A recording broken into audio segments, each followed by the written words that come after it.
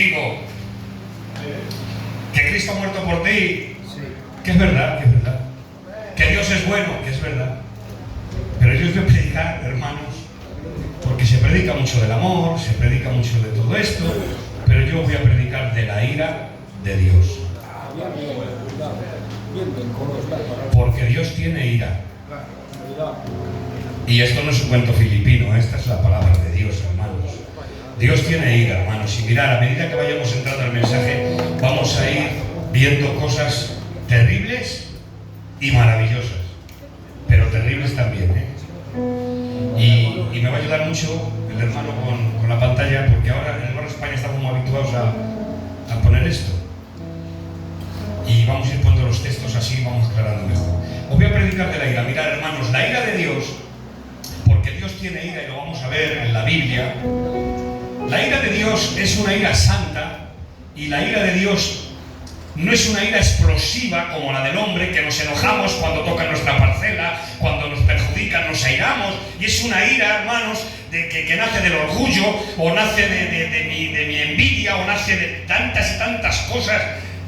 Pero la ira de Dios, hermanos, no es una explosión de furia, sino que la ira de Dios es la respuesta de un Dios santo en contra de todo pecado. Esa es la definición de la ira, hermanos. Y Dios es perfecto, y si en Él no hubiera ira santa, sería un Dios imperfecto, porque toleraría cosas que no debería de tolerar. Y vamos a ver, hermanos, si me da tiempo, 5 manifestaciones de la ira de Dios, o 5 formas de manifestar su ira. Cuando hablamos de los atributos de Dios, que sé, hermanos, que habéis estado predicando de los atributos de Dios, cuando hablamos de los atributos de Dios, a Dios se le conoce por sus atributos. Sus atributos son su esencia. Pero hablamos de los atributos de Dios, pero siempre, hermanos, parece ser que caemos en un error, y es que ponemos el atributo del amor de Dios como el atributo clímax, el atributo de mayor intensidad, cuando Dios es amor, y es verdad que lo dice la Biblia. Pero mirad qué cosas. Dios es amor, está marcado con letras de oro en el capítulo 5 de Primera de Juan. Sí, Dios es amor, vale. Pero no dice que Dios es amor, amor y amor. Ni dice que Dios es omnipotente, omnipotente y omnipotente. Pero sí dice, Dios es santo, santo, santo. Porque ese es su carácter. Y todos los atributos se desprenden de ahí, desde la santidad, hermanos de Dios.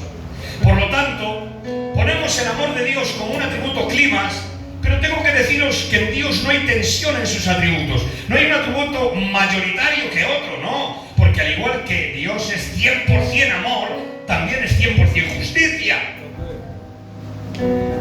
Y podíamos hablar, hermanos, de tantos atributos, porque no solamente es la omnipotencia, la omnipresencia, la omnisciencia. Eso lo saben los niños ya, hermanos. Los niños que corren por aquí lo saben. Pero hay atributos maravillosos en Dios, hermanos. Y yo os quiero hablar de la ira de Dios como una manifestación de su santidad en contra del pecado. Y vamos a verlo, hermanos, en el capítulo 1 de Romanos, a partir del verso 18. Vosotros leerlo si queréis, os lo digo de memoria. Dice así: porque la ira de Dios tiene ira. Vamos a verlo aquí. Porque la ira de Dios, ¿te das cuenta? Dios tiene ira, ¿sí o no? La ira de Dios se revela desde el cielo contra toda impiedad e injusticia de los hombres, que le tienen con injusticia la verdad, porque lo que de Dios se conoce les es manifiesto, por Dios se lo manifestó. ¿Qué les manifestó? ¿Qué es lo que se conoce? Dice, porque las cosas invisibles de Él. ¿Qué cosas invisibles? Su eterno poder y su divinidad se hacen claramente visibles desde la creación del mundo, siendo entendidas las cosas por medio de lo que fue hecho. Y termina Pablo diciendo, de modo que no tienen excusa.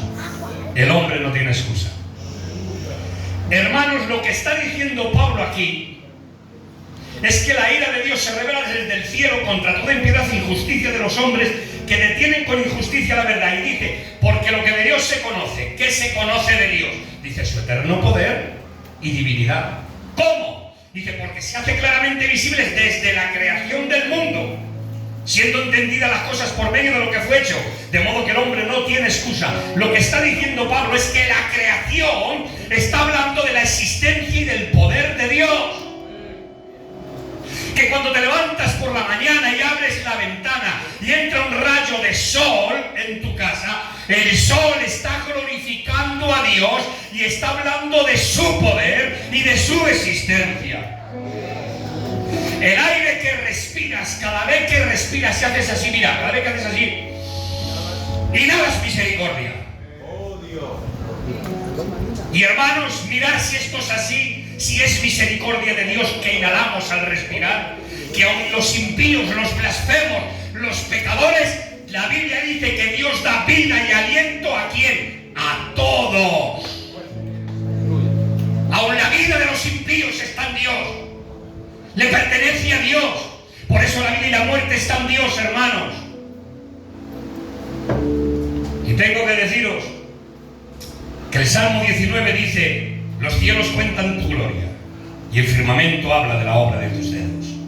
Hermanos, la creación habla de Dios de tal manera que habla de su existencia, dice el apóstol Pablo, y de su poder, que en el día del juicio las personas que sean condenadas, cuidado con esta, atención por favor, las personas en el día del juicio que sean condenadas al infierno no tendrán excusa, lo dice Pablo, inspirado por el Espíritu.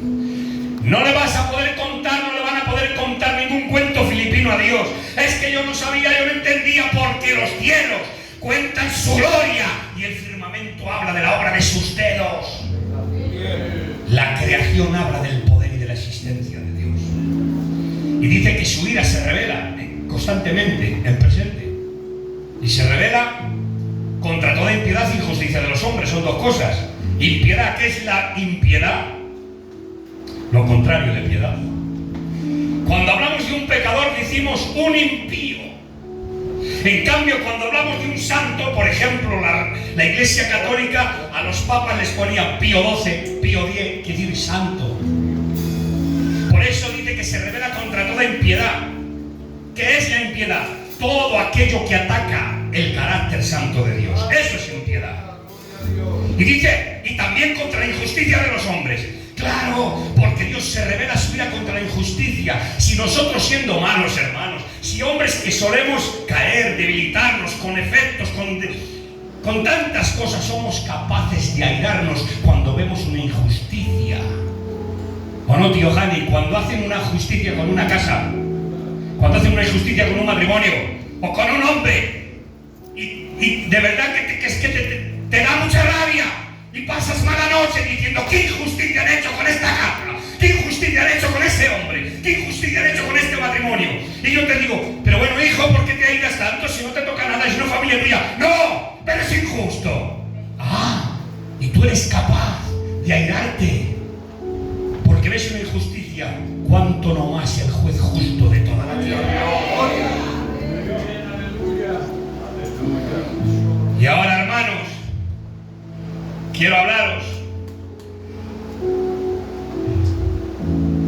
saltándome algunas cositas para ir a la primera manifestación de ira de Dios. Hay 5 tipos, voy a ver si les puedo dar. La primera manifestación de la ira de Dios se llama ira eterna. Josué, la ira eterna, Dios la manifiesta condenando en el infierno, pero vais a ver el carácter santo y justo y bueno de Dios. Ira eterna se manifiesta en el infierno. Apocalipsis capítulo 20 y verso 10 dice: y el diablo que los engañaba fue lanzado al lago de fuego donde estaban la bestia y el falso profeta, y serán atormentados día y noche por los siglos de los siglos. Atormentados día y noche por los siglos de los siglos. Eso es ira eterna y se manifiesta en el infierno. Pero Dios no hizo el infierno para el hombre, lo hizo para el diablo y sus ángeles. Lo que ocurre es que el hombre, por su conducta y el rechazo a Dios, porque, hermanos, no podemos hablar a la sociedad de Dios, nos tildan no sé de qué, no puedes denunciar el pecado, parece que sales de la caverna cuando les hablas de Dios Dios y la santidad, cuando denuncias el pecado, rechinan los dientes, el hombre no quiere a Dios, rechaza a Dios, levanta el puño contra Dios y se manifiestan contra Dios. ¿Por qué? Porque el corazón del hombre es malo y perverso y es un corazón caído y se deleita en el pecado. Y el hombre decide irse detrás del diablo al infierno, pero Dios no hizo el infierno para el hombre. ¿Qué va? El hombre decide irse al infierno por rebelarse contra el Creador. Es una retribución justa. Por eso dice, hermanos,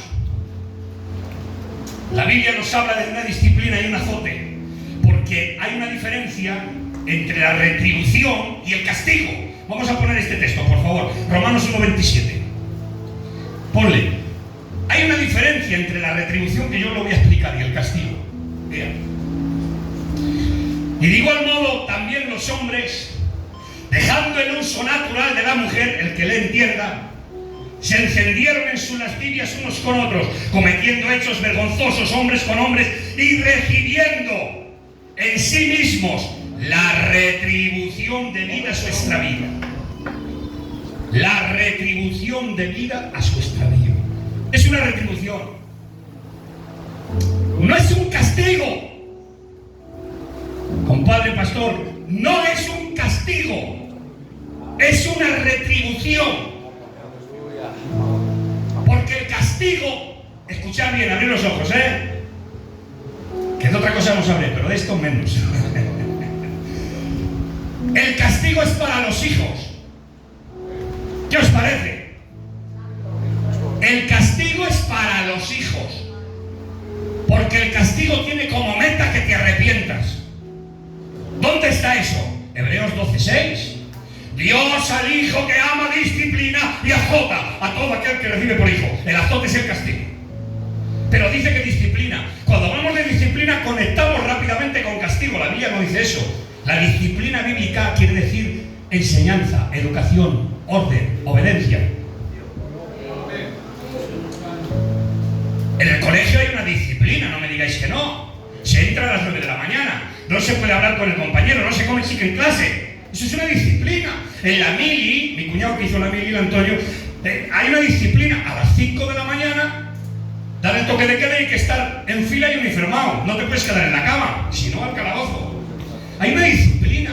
Los atletas se disciplinan. Y no tiene nada que ver con castigo. Entonces lo que dice la Biblia es que Dios al hijo que ama disciplina, es decir, que le enseña, le educa, le corrige. Y ahora dice, y azota. Ese es el castigo. Azota al que recibe por hijo. ¿Y por qué le azotas? Claro, azota a aquel que se salta y no se somete a la disciplina. Cuando tú no te sometes a lo establecido en la palabra, a lo establecido en la iglesia, en la mayordomía de la iglesia, cuando vives como quieres, cuando vas por libre y tú dices que bueno, que yo oro a Dios y yo soy de Dios y ya está. No, hermano, hay una disciplina eclesial, hay una mayordomía de la iglesia. Tienes que someterte a lo establecido en la palabra, obedecer a la palabra y a los asuntos de la iglesia que son parte tuya. Entonces el castigo es para los hijos. ¿Por qué? Porque tiene como meta el castigo que te arrepientas. Dios trata contigo, te corrige para que te arrepientas. Hay muchos casos en la Biblia y como yo quiero dar los 5 detalles, me voy a saltar muchos. Pero mirad, hermanos, hay castigos que vienen por desobediencia. Y no es que Dios te destituya, es que quiere corregirte, enseñarte y que te arrepientas de tu conducta. Por ejemplo, Jonás, vete a Nínive a predicar. Y Jonás dice, no quiero, me voy a Tarsis. Ah, vale, vete a Tarsis. En Nínive nos vemos, Jonás. En Nínive nos vemos al lado. Se montó en un barco, una tormenta, pagaban los tripulantes. Un pez que le tiene que tragar 3 días en el vientre del pez. Pero hombre, haberte ahorrado eso, haber sido obediente y te hubieras ahorrado tanta calamidad. Pero al final, hermanos, Dios en su soberanía cumple su propósito. ¿Y aparece dónde? En Nínive. La corrección, una tormenta. Escúchame bien, que a veces se levantan tormentas en nuestras vidas. Que a veces se levantan tormentas en nuestras casas. y empezamos, nos ponemos de rodillas, te reprendo. Señor, reprende todo lo malo. Que no reprendas, que a lo mejor es Dios quien te está levantando una tormenta para que claudiques y para que entiendas que lo que estás haciendo no está bien. Que a lo mejor Dios te está tratando. No reprendas tanto y ponte a pensar en tu vida, cómo hablas, cómo dices, qué conducta tienes, cómo trabajas, cómo miras. Tantas cosas, hermanos. Pero para ir rápido, ese texto es terrible. Escuchadme, hermanos, como han pasado muchas cosas aquí en Valladolid, esto que estoy predicando y lo digo, no va con ninguna dirección, va porque es un mensaje que yo le he predicado a muchos años. Mirad, hermanos, la Biblia dice, y sabéis que esta frase la he utilizado yo aquí muchas veces y la conocéis que es mía. Yo digo, si la Biblia es más limpia que yo, y lo dice la Biblia, pues yo lo puedo decir, siendo la Biblia más limpia, lo dice, ¿quién soy yo para no decirlo? La Biblia dice que los hombres cambiaron la ley natural de la mujer, encendiéndose en sus lascivias hombres con hombres y cometiendo hechos vergonzosos y recibiendo la retribución debida a su extravío. Retribución, el castigo hemos visto que es para los hijos, la retribución es un pago. ¿Qué es un pago? Mirad, si tú estás trabajando 8 horas en una empresa y tú cumples con la empresa, llega el mes y esperas el finiquito, esperas que te paguen y llega tu nómina, pero es que no te están regalando nada ni te dan nada, te dan lo que te mereces, tu paga, tus 8 horas de jornal, y esa es la retribución por tu trabajo. Entonces lo que recogen estos hombres debido a su extravío es el pago de lo que merecen. La retribución, el pago.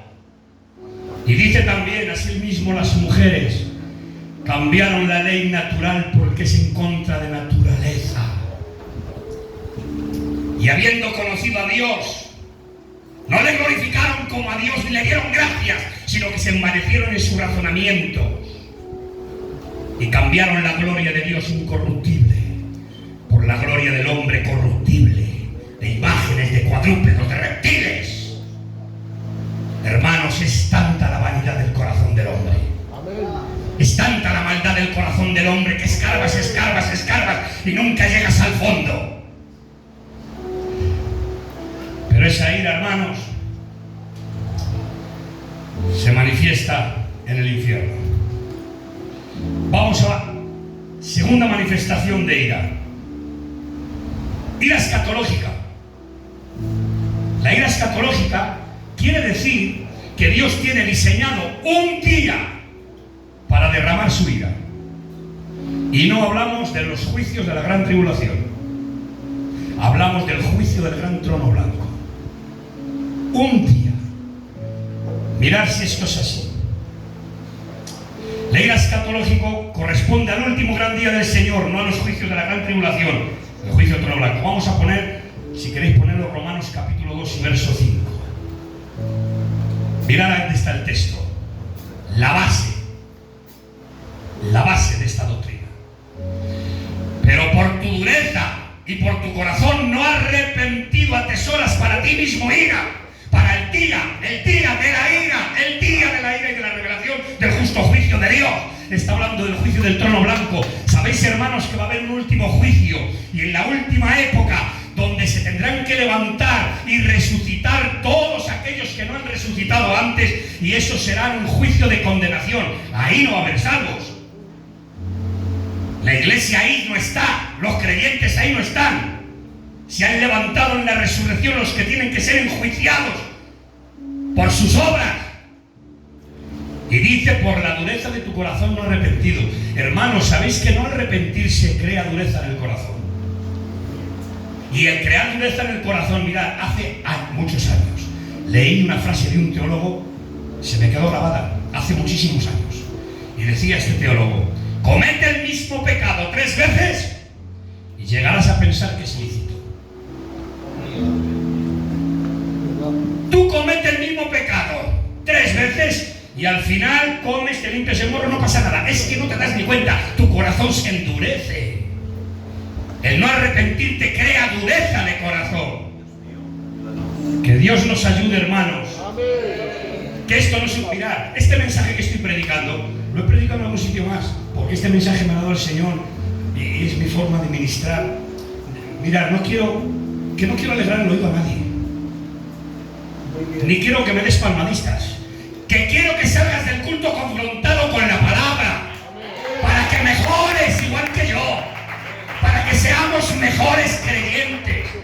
Que adelanto que me des palmaditas y que salgas del culto diciendo: qué palabra, qué bendición, pero sigues haciendo lo que hacías. No dejas lo que estás tocando, que es malo y perverso, y sigues con tu vida, y sigues con tus trampas, y sigues con tus negocios, y sigues con tus cosas, y me dices que muy buen mensaje. No quiero que me digas nada, quiero que te arrepientas, que dejes el pecado, que ames la santidad y que busques a Dios.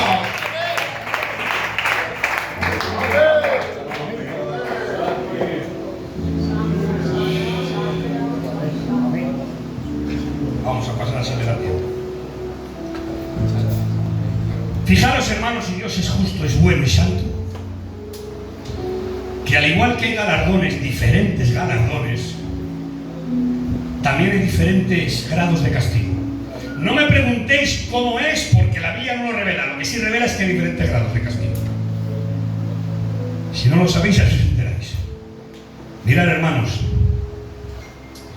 Dios es tan justo y tan santo que si nosotros sabemos hacer un juicio de valores, y os voy a hacer un test ahora para que me contestéis.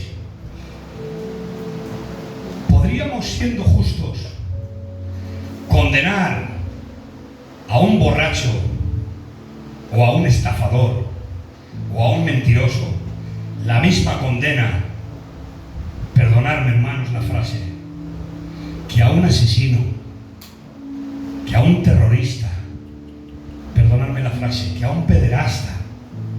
¿Echaríamos la misma condena que a un borracho? Siendo justos, ¿nos levantaríamos en armas? Pues el juez justo de toda la tierra es tan justo, hermanos, que la Biblia dice que Jesús dijo: ay de ti, Corazín, y ay de ti, Besaida. Si en Tiro y en Sidón se hubieran hecho los milagros que se han hecho en ti, tiempo que se hubieran arrepentido en polvo y en ceniza. Por lo tanto, será más tolerable el castigo para Tiro y Sidón que para ti. Palabra que se me ponen los besos. Será más tolerable. Hermanos, hay grados de castigo. Jesús dice: porque el siervo que conociendo la voluntad de su Señor no lo hace, le recibirá muchos azotes. Porque al que a muchos se le da, muchos se le pedirá. Hermanos.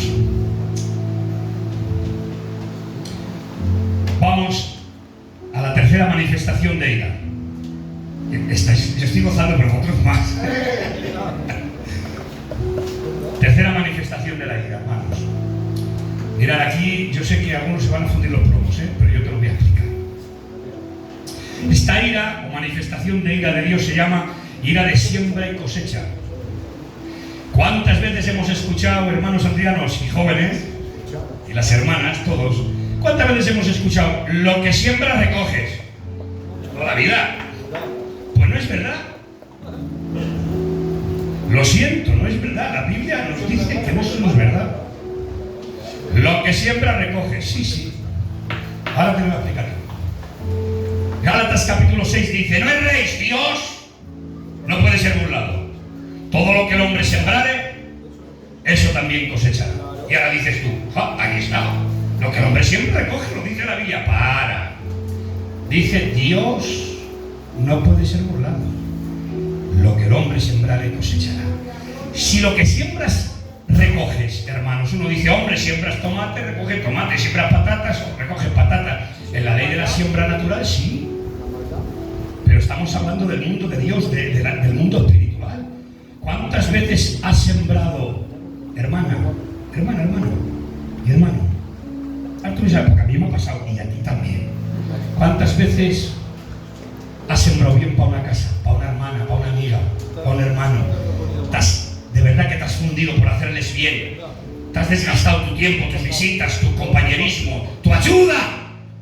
Y cuando menos te lo esperabas, te ha pegado un coletazo y una patada y has dicho, válgame Dios, de la persona que menos me esperaba que me criticara y que me hiciera daño, es ese, con lo que yo he hecho por él, con lo que yo he hecho por ella, y ahora me paga así.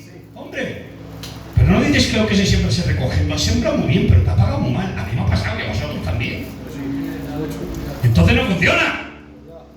Tú has sembrado bien con alguien, pero has recogido mal. Te has criticado, te has censurado, te ha hecho daño, te ha puesto la zancadilla y tú te has desgastado por él o por ella. Lo que siembras no recoges. Es más, ¿cómo sembraron los apóstoles? Predicando el evangelio, sanando, hablando de las buenas nuevas. Unos aserrados, otros muertos a espada, otros apedreados, otros palizas, otros hambres, otros llamándoles demonios. Hermanos, ¿cómo sembraban los apóstoles y qué recogieron? Pero el gran ejemplo, hermanos, ¿cómo sembró Jesús? Que le pega un alguacil, hermanos, le pega una bofetada, le cruzó la cara, hermanos, porque le dio con rabia. Le cruzó la cara al Señor bendito. Y Jesús dice, hombre, yo no sé, ni quiero que hagáis la prueba, no me golpeéis así porque no sé mi reacción, hermanos. Mi reacción no la sé, y tú tampoco la sabes, ¿eh? No sabes cómo vas a reaccionar. Que venga uno sin motivos y que te cruce la cara. Pero Jesús, hermanos, que esto es muy serio. Jesús le pegan una bofetada, le cruzan la cara sin motivo. Y Jesús responde, ¿por qué me has pegado? ¿Por qué me has pegado? Si he hablado mal, pues dime que está mal. Pero si he hablado bien, ¿por qué me pegas? Y Jesús dijo, si en el árbol verde, que era él, si en el árbol verde hacen esto, ¿qué no harán en el seco? ¿Qué no harán en el seco? ¿Cómo sembró Jesús? Resucitando a los muertos, sanando a los enfermos, levantando a los paralíticos, juntándose con los leprosos, juntándose con personas de mal vivir y estando con ellos. ¿Y qué recogió, señores? Clavo, cruz, le llamaban demonio, es un borracho, es un alcohólico, nada más quiere estar con los bebedores de vino, es un comilón. Hermanos, lo que se siembra no se recoge. Entonces, ¿cómo explicamos este texto? Pues este texto dice, no erréis. Dios, ahí está la clave. Dios no puede ser burlado. A ti y a mí nos burlan. Pero a Dios no hay quien le burle, dice, porque lo que el hombre siembra recoge. Porque lo que tú siembras para bien no lo vas a recoger aquí, lo vas a recoger allí. Por eso dice Dios, lo que siembras, recoge.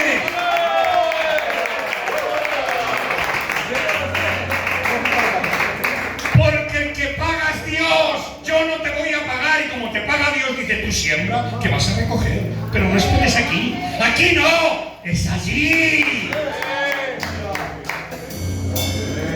El hombre siembra, recoge.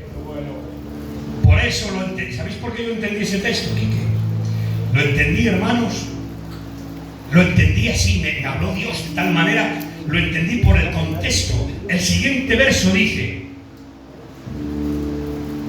tira para arriba. Mirad, por este texto me di cuenta de la realidad de este versículo que yo estoy ministrando. No nos cansemos pues de hacer bien, porque a su tiempo segaremos, si no desmayamos. Y yo decía, ¿por qué Señor pone si no desmayamos? ¿Por qué segamos y no desmayamos? Claro, porque siembras mucho y recoges poco. Porque siembras y no recoges, no ves fruto y te cansas. A mí me ha pasado estar de pastor y trabajar y no ver nada. ¿Para qué quiero pastorear? ¿Para qué quiero perjudicar mi casa? Si me voy y dejo mi familia y no hago que adelanto, entretener a gente que no cambia. Ya no quiero más pastorear. Y ha llegado a mi corazón el momento de decir, no pastoreo más. ¿Para qué? Me encargo de mi casa, de mis nietos, de mis hijos, de mi familia, mi culto, donde me invitan a predicar voy y me quito del problema. No quiero sembrar más, porque no veo fruto. Y tú siembras con gente, siembras en la iglesia, siembras para bien, pero no ves nada. Lo que recoges es mal, pero te dice Dios, pero que a su tiempo si vas a segar, si no desmayas. ¿Por qué? Porque al sembrar y no recoger me frustro. ¡Qué bueno! Pastor, Muy bien. al trabajar y no ver fruto me frustro. Al hacer bien y recoger mal te frustras y dices, ya no lo hago más, se acabó. Pero te dice, pero si no desmayas, es decir, no desmayes, sigue sembrando aunque no veas fruto, sigue sembrando aunque te critique, sigue sembrando aunque te hagan daño, porque a su tiempo vas a cosechar.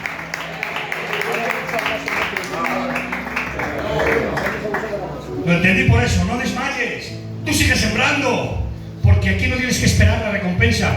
Hermanos, que no tenemos que esperar aquí la recompensa, que la recompensa es allí. Muy bien. Muy bueno. Vamos a otro. Vamos a ver.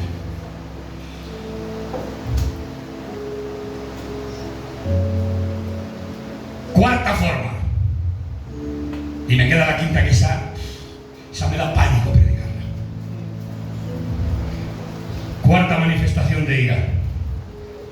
Ira de cataclismos. Dios manifiesta su ira a través de los agentes atmosféricos. La ira de Dios se manifiesta, como por ejemplo el diluvio. Dice capítulo 6 de Génesis: y la maldad del hombre era tal que era de continuo pensando, de continuo pensando, pensando de continuo el mal. Y dijo Dios: raeré a todo ser viviente de la tierra, porque su pecado ha llegado hasta mis ojos. Y ahora Dios utiliza un diluvio para derramar su ira. Pero no solo el diluvio, Sodoma y Gomorra. Dios derrama fuego y azufre del cielo. Eso es una ira que se manifiesta a través de cataclismos.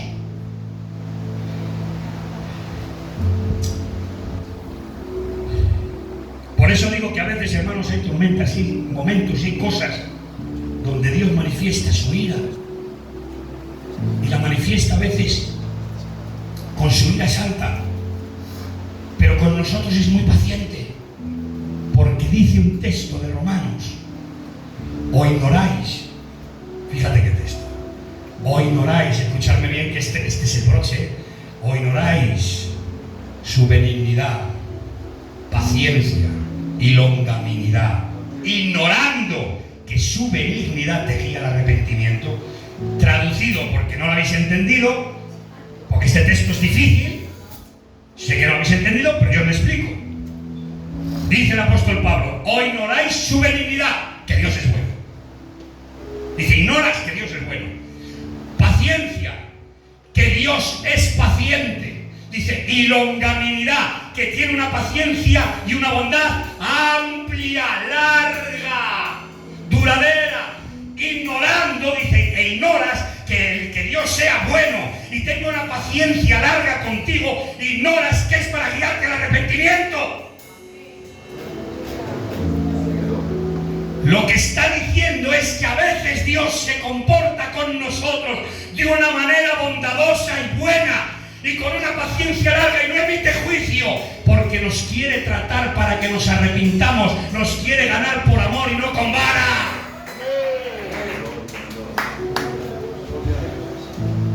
Y nos trata Dios, hermanos, que el que Dios nos bendice, y a veces no está de acuerdo,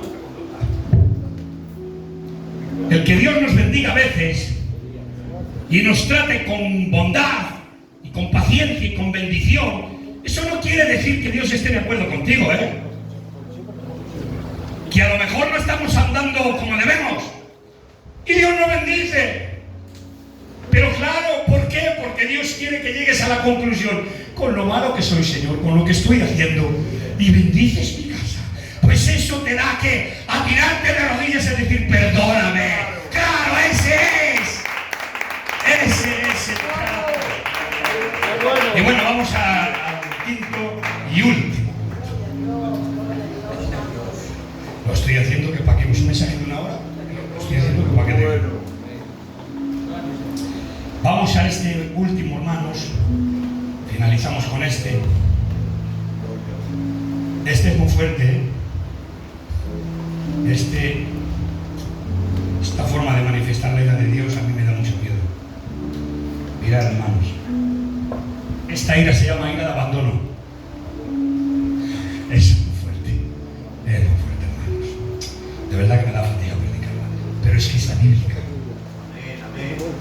¿Para qué te voy a entretener y a decirte que eres una maravilla? Te digo lo que dice Dios. Ira de abandono, hermanos. ¿Qué quiere decir esta ira de abandono? Es cuando Dios quita el freno y quita el poco freno moral, quita el freno para que desemboques en tu propio pecado. A ver, ¿cómo es esto? Mirad, hermanos,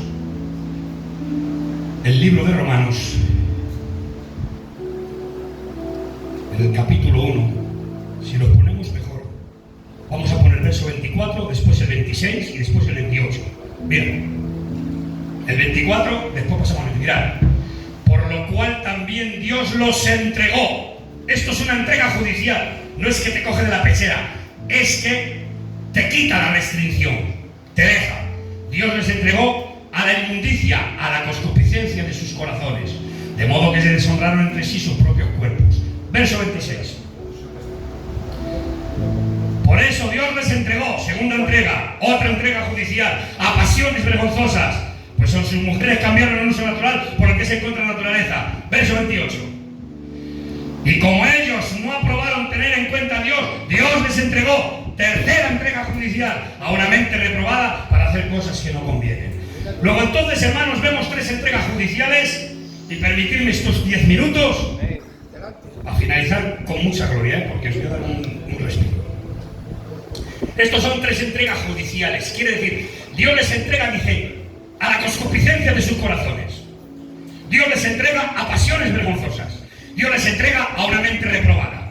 Luego entonces el pecado es una escalera descendente. Primero, Dios les entrega ¿a qué? Dice, a la concupiscencia de los corazones. Es decir, que la concupiscencia de los corazones desembocan en pasiones vergonzosas. Las concupiscencias desembocan en pasiones vergonzosas. Líbranos, Dios. Y las pasiones vergonzosas desembocan en una mente reprobada, anulada, desaprobada. ¿Cómo es esa entrega? Es que Dios quita el freno moral. Yo pongo un ejemplo para que lo entendáis muy rápido.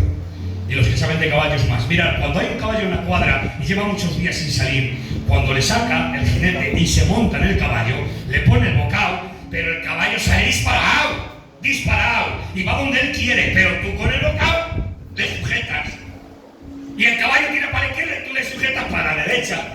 El caballo se va para la derecha y tú le sujetas para el frente, le estás sujetando. Pero el caballo tira, pero tú le estás sujetando. Pero llega el momento que dices, Jesús, este caballo, y tira, pues ahora, tira donde quieras. Le quitas el freno, le quitas el bocado, y el caballo va donde él quería ir. Lo que hace Dios, hermanos, lo que hace Dios con muchas personas es que les está sujetando, les está poniendo el bocado. Pero como el hombre y la mujer, hermanos, somos de esta materia tan caída, y nos inclinamos al pecado y Dios nos restringe, pero nos inclinamos al pecado y Dios nos restringe, y nosotros queremos pecar y Dios nos sujeta, pero llega el momento que dice, bueno, tanto lo quieres tú, haz lo que quieras, y nos quita el freno moral. Y cuando nos quita el freno moral caemos en el juicio de la ira de abandono. Te abandona Dios para que hagas lo que quieras. Que Dios nos ayude, hermanos, porque el mayor juicio, escuchadme bien ahora, el mayor juicio para una persona no es que Dios te azote, no es que Dios te castigue. Eso es una gloria porque soy su hijo, me azota, me corrige, como yo azoto a mi Jorge, como yo castigo a mi Jorge. Claro, eso es una bendición porque soy su hijo. Pero si te deja hacer lo que quieras, es que te ha quitado el freno. Y eso es un juicio para que desemboques en tu propio pecado. Es muy fuerte, hermanos.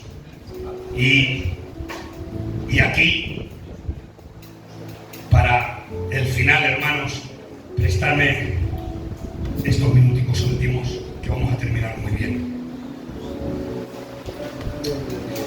¿Sabéis, hermanos, Este es el final. ¿Sabéis, hermanos, que Abraham baja con Sara a Egipto y la dice: Sara, no digas que eres mi hermana, que eres mi mujer, di que eres mi hermana, porque eres muy guapa, eres muy juncal y por causa tuya me van a matar a mí. Di que eres mi hermana. Abimelech desde el palacio, que suene, ha visto a Sara tan guapa y ha dicho: Sara, oye, traérmela para el palacio. Le han traído a Sara al palacio. Pero Dios, hermanos, por la noche habla con Abimelech. Muchos dicen, pregunto, ¿Dios usa vasos sucios? La respuesta es no, te equivocas. Dios usa vasos sucios para llevar sus planes y proyectos, porque usa lo que quiere, cuando quiere, porque puede. La Biblia dice: dirá el vaso de barro al alfarero: ¿por qué haces esto así? ¿Quién eres tú para que alterques con Dios? Y Dios habla con Abimelech. Pero hay más casos de vasos sucios. Balaán era un agorero, un hechicero, cobró dinero para maldecir al pueblo de Dios. Pero cuando fue a maldecir, la Biblia dice: el Espíritu de Dios vino sobre él y profetizó. Y empezó a decir: oh Israel, cuán hermosas son tus tiendas. Y profetizó de Cristo, la gran estrella de la mañana. Un agorero, hechicero y adivino. Pero Dios usó Ciro, dice Dios: tú no me conoces, Ciro. Era un idólatra, no conocía a Dios, pero Dios le llama en Isaías 45, le llama a Ciro mi siervo, mi ungido, mi pastor. Pero si es inconverso, es mi ungido, porque va a hacer lo que yo quiero que haga. Y ahora, estando Abimelech en su cama, le habla a Dios y le dice a Abimelech: no toques a Sara, porque es mujer de Abraham. Y Abimelech le dice en el sueño: Señor, tú sabes que con manos limpias y con integridad de corazón he hecho esto. Él me dijo de su propia boca que era su hermana. Y Dios le dice: sé que con manos limpias e integridad de corazón has hecho esto. Esa es tu responsabilidad. Lo que te toca, andar con manos limpias y un corazón limpio. Pero yo te retuve para que no pecaras contra mí.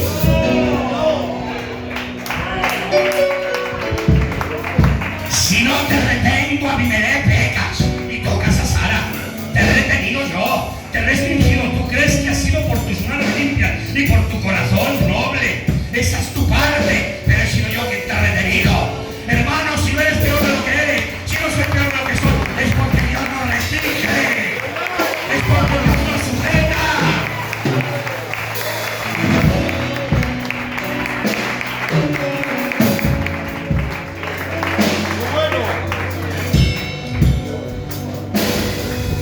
Mirad, os cito estos textos.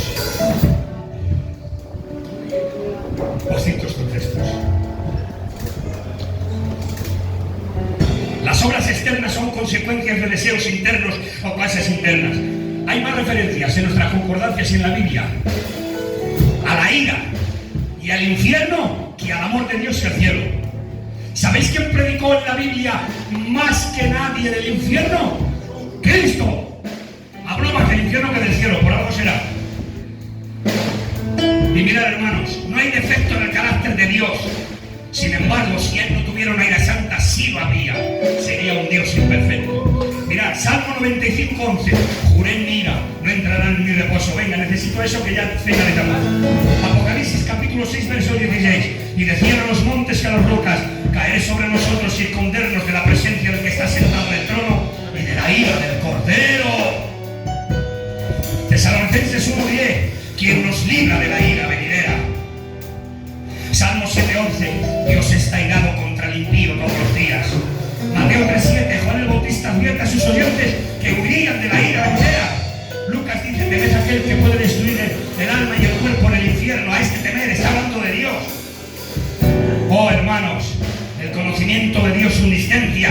Salmo 139 dice: tú conoces mi sentarme y mi levantarme. Desde lejos entiendes mis pensamientos, reconoces mi camino, mi descanso, y conoces todos mis caminos, porque no hay palabra en mi lengua que no diga: he aquí, Señor, tú la sabes todo. Nada se puede ocultar de Dios, hermanos. Jóvenes, tomad este texto, que este texto a mí me ha hecho temblar las piernas. Me ha hecho temblar las piernas, y lo digo aquí en el púlpito. Jóvenes, escuchad. Ezequiel 11:5. Dice Dios, porque yo sé las cosas que os vienen a la mente, cada una de ellas. ¡Oh Dios! Por eso yo siempre estoy rogando, Señor, que vengan a mí pensamientos limpios, pensamientos que te agraden. Oh hermanos, aunque Él sea invisible para nosotros, nosotros no lo somos para Él. Ni la oscuridad de la noche, ni el calabozo de más adentro pueden ocultar al pecador de los ojos de la omnisciencia y del conocimiento de Dios. Los árboles del jardín del Edén no pudieron ocultar a nuestros primeros padres. Caín mata a Abel en secreto, pero Dios fue testigo de su crimen. Sara podía reírse y burlarse detrás de una tienda, pero el Señor la escuchó. Acán robó un trozo de oro y lo escondió en tierra, pero Dios lo sacó a la luz. David se esforzó en ocultar su pecado 1 año, pero el Dios que todo lo ve envió a su siervo para decirle: tal hombre eres tú.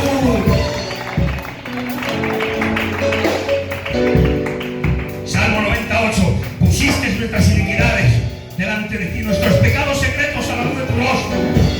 Los impíos buscan desterrar a Dios de sus pensamientos, y si fuera posible, de su omnisciencia. Pero Dios dice por medio del profeta Oseas, capítulo 7, verso 2: no consideran en sus corazones que me acuerdo de todas sus maldades. Madre mía, hermanos, si esto es Biblia pura, si esto no es sin aditivos. Pero aquí viene una que esta es ya la nuestra, para después finalizar glorificando a Dios.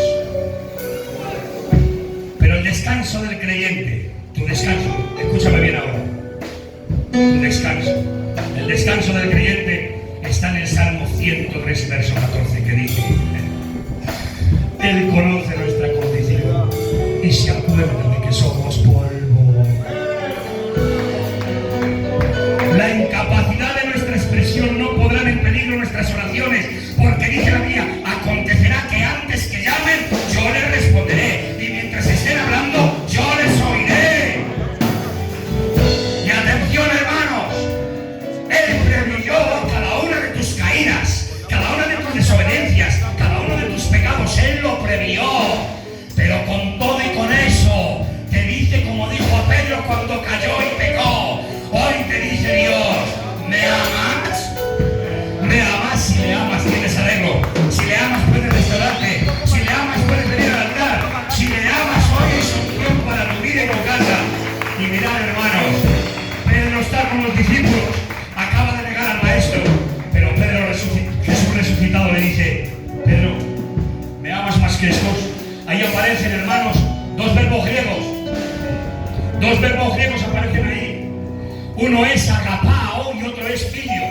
Agapao habla del amor de Dios, el ágape, el amor incondicional, el amor sacrificial, el amor que lo da todo. Y ahora Jesús, esto está en el griego original, Jesús le dice: Pedro, agapao, ¿me amas con un amor sacrificial, con un amor de entrega? ¿Eres capaz de darlo todo por mí? Y claro, Pedro le acaba de llegar y no se atreve. Y le dice: Filio, te quiero como familia, te quiero como amigo, te respeto y te amo, pero no al punto de darlo todo por ti. Pero Jesús me vuelve a repetir: Pedro, agapao, ¿me amas con amor sacrificial? Pedro no se atreve y le dice: Filio, te quiero. Pero ahora Jesús, venga, este es el final. Pero ahora Jesús rebaja el nivel de la comprensión. Y ahora Jesús le dice: Pedro, ¿me quieres, Filio? Porque le está diciendo: mira, Pedro, aunque tú no eres capaz de decir que lo vas a dar todo por mí y que no me amas con un amor sacrificial de entregar tu vida, yo sé, porque luego lo dice el texto de abajo, sé que vas a dar tu vida y vas a morir por mí. Por eso, hoy, aunque tú no lo sabes, pero yo sé que tu amor es verdadero, te digo ahora: ¿me amas? Y ahora Pedro le dice: Señor, tú lo sabes todo, tú sabes que te amo. ¡Apláudele a Dios!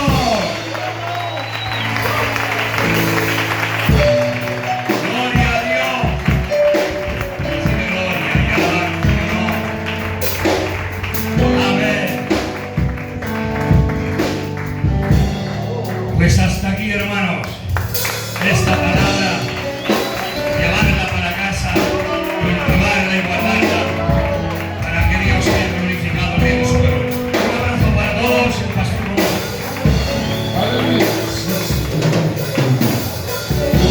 pronto